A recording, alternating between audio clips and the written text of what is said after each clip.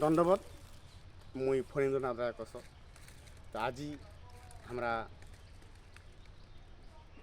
এই জায়গার নাম কি শালকুমার হাট। শালকুমার হাট আছি মোর নগদ আজি সুন্দর শিল্পী সুন্দর কণ্ঠ ধরতি রায় ধরতি রায় না নমস্কার। হ্যাঁ, ধরতি সিংহ সিংহ। আজ মোর নগদ আছে তো আজি দুইখান গান তোমার সামনে তুলি ধরিবি রাজন মাস্টার দাদা তো বাড়ি আসছি। আজি তার বর্দার বাড়ির নাম আছি রাজন মাস্টার তার নাম। বর্দার নাম হলে রাজন মাস্টার। আওয়াজ না।